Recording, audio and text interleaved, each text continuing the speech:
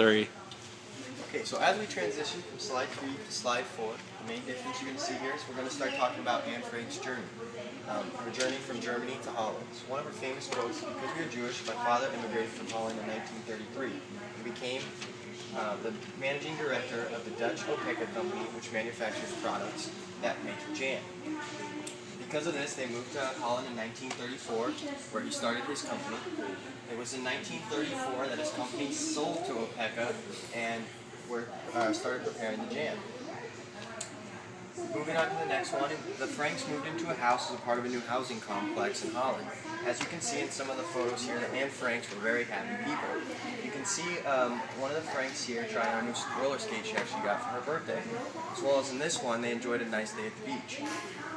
One of the misconstrued issues about this was that Anne Frank was instantly put into the Holocaust, and it was an issue of being oppressed right away. But as you can see by many of these, they were very happy in Holland. Moving on to this one, you can also see Anne Frank right here in this photo at school.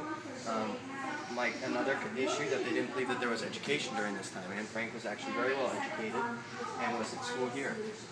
And finally, in 1935 here, you can see her in another photo. This is when her grandmother was visiting her. Her name, I unfortunately cannot pronounce, in 1935.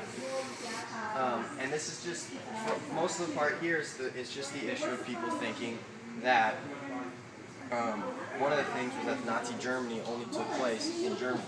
And as you can see here, even though the Otto Franks moved his family to Holland, assuming that they had a better life there, they were still affected by what happened eventually by the Holocaust. Now, in Germany during this time that Anne Frank was growing up, we have a lot of political propaganda and issues going on. First of all, we start off, the Nazis prohibited art and many types of media from the general population. They would burn books too, and there was many protests too, and against the Treaty of Versailles. Up here we can see Hitler with his giant army.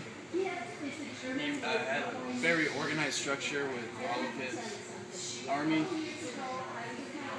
And up here we can see pedestrians looking at an NASDAQ poster, and it read, "Führer, we follow you." That means Hitler, we follow you. By this time, also, democracy in Germany has been fully abolished. All other political parties are gone, pretty much, so it's just the Nazis. Over here, we can see many people looking to greet the Führer as he comes. There are many books. Let's see here, this one. Yeah, it's very interesting. The Nazis had total control of Germany, pretty much. Anything they said went. The Jews obviously faltered for this. And over here we can see a group of German young girls posing in front of a Nazi flag with a swastika on it. So that just shows you that they had no idea he was such a bad person. And that's about it.